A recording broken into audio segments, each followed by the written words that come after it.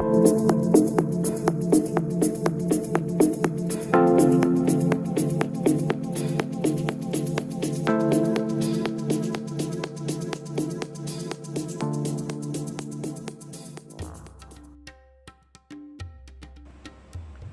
สดีครับนักเรียนที่รักทุกคนสำหรับตอนนี้นะครับก็เป็นช่วงของการจัดการเรียนการสอนในกรณีพิเศษเนื่องจากการแพร่ระบาดของเชื้อไวรัสโควิด -19 กันอีกแล้วนะครับสำหรับเนื้อหาของวิทยาศาสตร์ในระดับชั้นประถมศึกษาปีที่ 6 ในวันนี้นะครับจะเป็นเนื้อหาในบทเรียนใหม่ซึ่งสอนครั้งนี้เป็นครั้งแรกนั่นก็คือในเรื่องของการเกิดลมบกลมทะเลและก็มรสุมนะครับสำหรับการเกิดลมบกลมทะเลและมรสุมในครั้งนี้นะครับครูเอก็มีคลิปวิดีโอการสอนจากสถาบันส่งเสริมการสอนวิทยาศาสตร์และเทคโนโลยีมาให้นักเรียนได้รับชมกันพอหลังจากรับชมคลิปวิดีโอการสอนจากสถาบันส่งเสริมการสอนวิทยาศาสตร์และเทคโนโลยีจบแล้วนะครับก็จะมีใบงานให้กับนักเรียนทำด้วยนะครับตอนนี้พร้อมหรือยังครับถ้าพร้อมแล้วเราไปพบกับคลิปวิดีโอการสอนจากสถาบันส่งเสริมการสอนวิทยาศาสตร์และเทคโนโลยีกันได้เลยครับ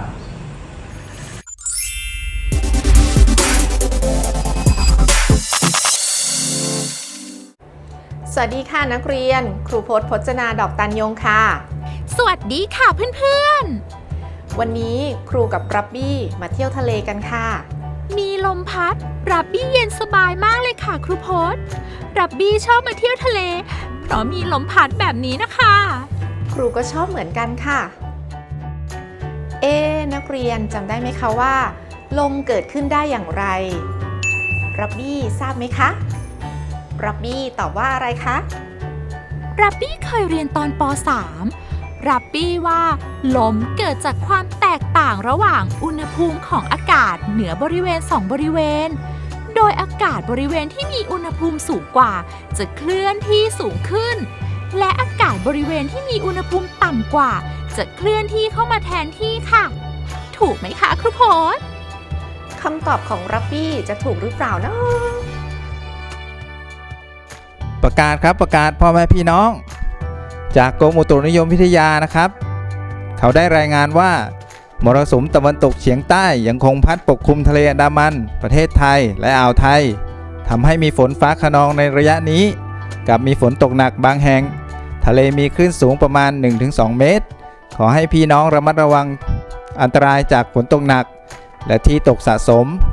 และชาวเรือโปรดระมัดระวังในการเดินเรือด้วยครับช่วงนี้มีมรสุมพัดผ่านเหรอเนี่ยครูคะจากเสียงประกาศมรสุมที่เขาพูดถึงคืออะไรเหรอคะรับบี้ได้ยินจากข่าวบ่อยๆค่ะแล้วรับบี้คิดว่ามรสุมคืออะไรคะรับบี้ก็ไม่แน่ใจค่ะแต่คิดว่าเป็นฝนพายุค่ะงั้นวันนี้เรามาเรียนเกี่ยวกับเรื่องของการเกิดลมมรสุมรวมทั้งลมบกลมทะเลด้วยค่ะมีเรื่องที่รับบี้ยังไม่รู้อีกด้วยค่ะเย้เย้เย้รับบี้อยากเรียนรู้แล้วค่ะวันนี้ครูจะชวนนักเรียนและก็รับบี้มาอ่านเรื่องที่1ค่ะการเกิดลมบกลมทะเลและมรสุมค่ะ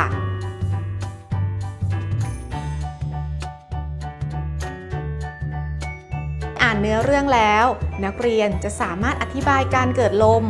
บอกความแตกต่างระหว่างลมบกลมทะเลและมรสุมค่ะรวมถึงยังบอกได้ว่ามรสุมที่พัดผ่านประเทศไทยนั้นมีอะไรบ้างนะคะโอ้โหวันนี้รับบี้จะได้อ่านเรื่องราวและได้มีความรู้หลายอย่างเลยค่ะดีจังเลยค่ะก่อนที่จะไปอ่านเนื้อเรื่องกันเรามาดูหัวข้อคิดก่อนอ่านกันค่ะซึ่งมีอยู่3คำถามดังนี้ค่ะนักเรียนลองอ่านคำถามและลองตอบคำถามกันดูนะคะนักเรียนสามารถกดพักวิดีโอไว้เพื่ออ่านและตอบคำถามกันได้นะคะหลังจากตอบเสร็จแล้วก็กดเล่นต่อได้เลยค่ะเป็นอย่างไรบ้างคะตอบกันว่าอย่างไรบ้างนักเรียนจะได้กลับมาตอบคำถามนี้อีกครั้งหลังจากที่อ่านเนื้อเรื่องกันเสร็จแล้วนะคะต่อมาเรามาดูกันว่าในเนื้อเรื่องมีคำสำคัญอะไรบ้างคำแรกคำว่าลมบกลมทะเล Land breeze and Sea breeze คำสองคำนี้มีความหมายแตกต่างกันอย่างไรบ้างคะรับบี้ล่ะคะ รับบี้คิดว่าแตกต่างกันค่ะ โดยลมบกเป็นลมที่เกิดอยู่บนบก แล้วลมทะเลก็เป็นลมที่เกิดอยู่ในทะเลค่ะ ถูกไหมคะครูพจน์ เดี๋ยวเราไปอ่านเนื้อเรื่องแล้วมาตรวจสอบคำตอบนี้กันอีกทีนะคะ ยังมีคำสำคัญอีกหนึ่งคำนะคะ คำนี้รับบี้ขออ่านเองได้ไหมคะ ได้เลยค่ะ มรสุม monsoon คำนี้นักเรียนรู้ไหมคะว่า หมายความว่าอะไร เดี๋ยวนักเรียนได้ไปอ่านเนื้อเรื่อง และลองหาความหมายของคำว่า ลมบก ลมทะเล และมรสุมกันด้วยนะคะ รับบี้จะตั้งใจอ่านค่ะ เนื้อเรื่องมีอยู่ 4 ย่อหน้าค่ะรับบี้พร้อมไหมคะ พร้อมแล้วค่ะ งั้นเราไปอ่านกันเลยค่ะ ถ้านักเรียนอยากอ่านเนื้อเรื่องนี้ด้วยตนเอง ก็สามารถกดพักวิดีโอไว้ แล้วเมื่ออ่านเสร็จแล้วกลับมากดเล่นต่อได้เลยค่ะ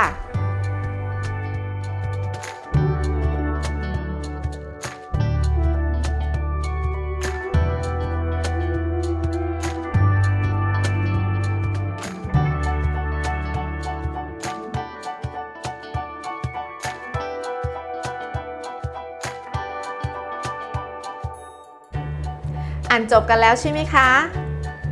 อ่านจบแล้วค่ะ ดีค่ะ ครูก็มีคำถามนะคะ เพื่อทบทวนสิ่งที่ได้อ่านกันไปแล้ว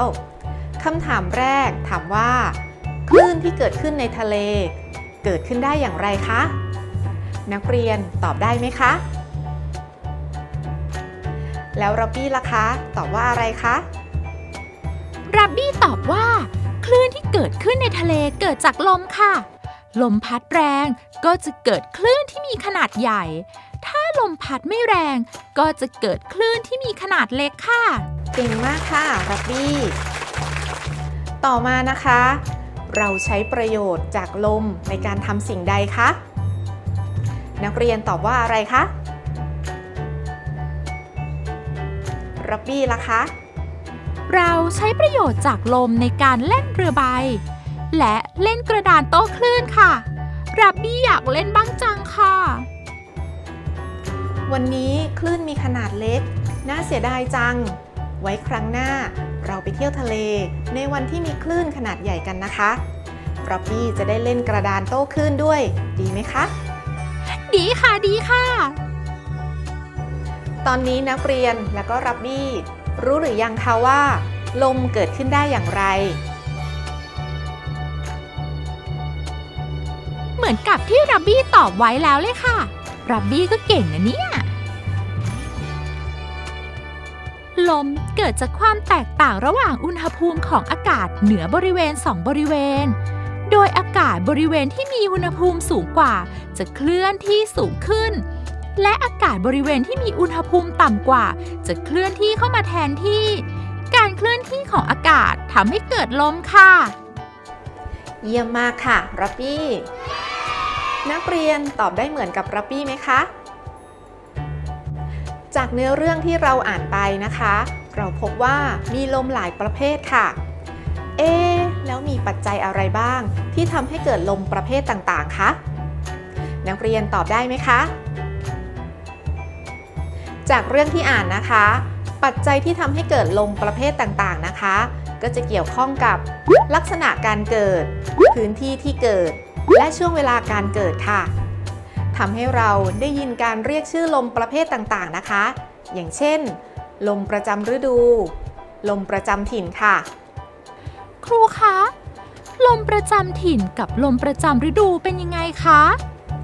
เป็นคำถามที่ดีมากเลยค่ะร็อบบี้ลมประจำถิ่นนะคะ ก็เป็นลมที่เกิดขึ้นในท้องถิ่นนั้นๆ ตามลักษณะภูมิประเทศค่ะ ส่วนลมประจำฤดู เป็นลมที่เกิดขึ้นในภูมิภาค บริเวณกว้าง และเป็นลมที่พัดเป็นเวลานานตลอดฤดูของทุกปีค่ะ แล้วจากเนื้อเรื่องที่อ่าน นักเรียนและก็ร็อบบี้ทราบไหมคะว่า ลมบก ลมทะเล และมรสุม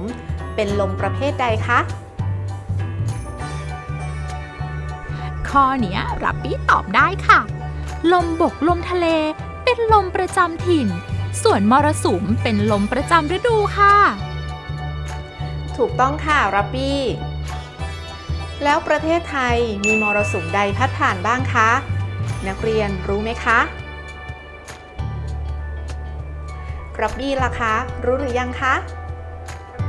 รู้แล้วค่ะ มีมรสุมตะวันออกเฉียงเหนือ และมรสุมตะวันตกเฉียงใต้ค่ะ เหมือนกับที่ได้ยินในประกาศเมื่อสักครู่นี้เลยค่ะ แล้วลมบกลมทะเลและมรสุม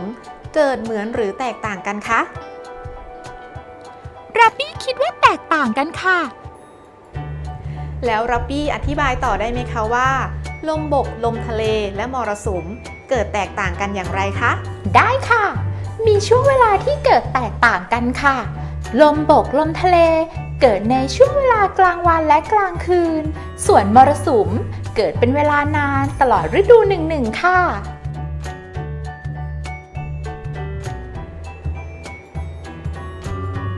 แล้วลมบกลมทะเลมรสุมเกิดบริเวณที่แตกต่างกันอย่างไรคะนักเรียนตอบได้ไหมคะรับบี้ล่ะคะตอบว่าอะไรคะ ลมบกลมทะเลเกิดเฉพาะบริเวณชายฝั่ง ส่วนมรสุมเกิดบริเวณเขตร้อนของโลกค่ะ ยอดเยี่ยมมากเลยค่ะรับบี้นักเรียนตอบคำถามได้ถูกต้องไหมคะครูคิดว่าทุกคนน่าจะตอบได้ถูกต้องเก่งมากนะคะจากเนื้อเรื่องที่อ่านมีคำถามอะไรบ้างคะที่นักเรียนและก็รับบี้จะได้ไปหาคำตอบจากการทำกิจกรรมในครั้งต่อไปค่ะรับบี้ทราบไหมคะ อ๋อ ก็มีคำถามว่า ลมบก ลมทะเล และมรสุมเกิดขึ้นได้อย่างไร และจะมีผลต่อสิ่งมีชีวิตและสิ่งแวดล้อมอย่างไรค่ะ ใช่แล้วค่ะ2คำถามนี้จะได้ไปหาคำตอบกันนะคะ แล้วตอนนี้นักเรียนบอกความหมายของคำสำคัญคำว่า ลมบก ลมทะเล และมรสุมได้หรือยังคะ ลองตอบหน่อยสิคะรับบี้ล่ะคะ บอกได้ไหมคะ รับบี้บอกได้แล้วค่ะ ลมบกลมทะเลเป็นลมประจำถิ่นที่เกิดเฉพาะบริเวณชายฝั่ง ส่วนมรสุมเป็นลมประจำฤดูที่เกิดบริเวณเขตร้อนของโลกค่ะ เก่งมากค่ะ นักเรียนตอบได้เหมือนกับรับบี้ไหมคะสำหรับวันนี้นักเรียนและก็รับบี้ลองสรุปสิ่งที่ได้เรียนรู้จากการอ่านเนื้อเรื่องตามความเข้าใจของตนเองหน่อยสิคะระหว่างที่นักเรียนสรุปนักเรียนสามารถกดพักวิดีโอไว้แล้วเมื่อสรุปเสร็จแล้วกลับมากดเล่นต่อได้เลยค่ะ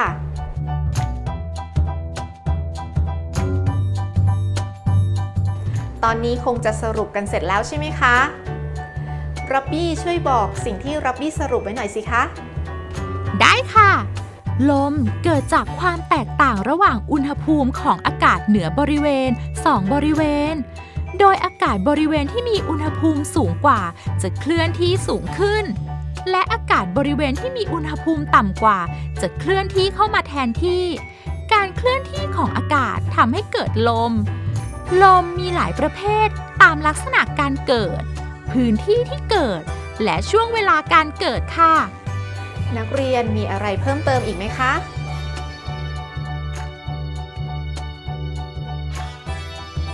ครูขอเพิ่มเติมให้ค่ะ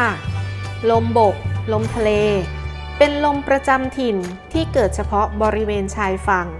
ในช่วงเวลากลางวันและกลางคืน ส่วนมรสุมเป็นลมประจำฤดูที่เกิดขึ้นบริเวณเขตร้อนของโลก และประเทศไทยมีมรสุมพัดผ่านได้แก่ มรสุมตะวันออกเฉียงเหนือและมรสุมตะวันตกเฉียงใต้ซึ่งจะพัดผ่านในช่วงระยะเวลาที่แตกต่างกันค่ะ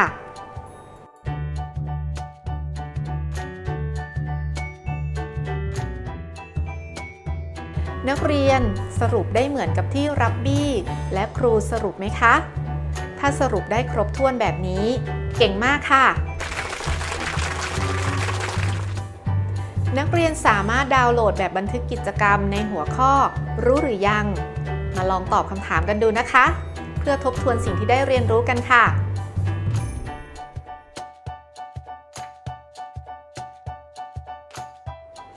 นักเรียนลองเปรียบเทียบคำตอบของตนเองกับคำตอบที่แสดงไว้ตอนนี้นะคะ ว่าถูกต้องหรือไม่ หากยังไม่ถูกต้องปรับให้ถูกต้องนะคะ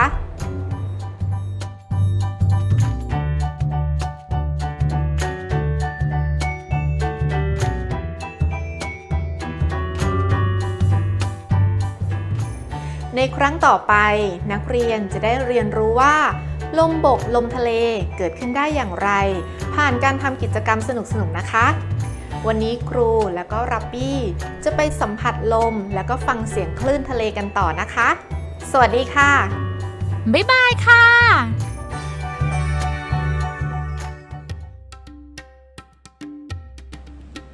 จบลงไปแล้วนะครับสำหรับคลิปวิดีโอการสอนจากสถาบันส่งเสริมการสอนวิทยาศาสตร์และเทคโนโลยีครับก็หวังว่านักเรียนนะครับจะมีความรู้และก็ความเข้าใจในเรื่องของการเกิดลมบกลมทะเลและมรสุมมากยิ่งขึ้นนะครับ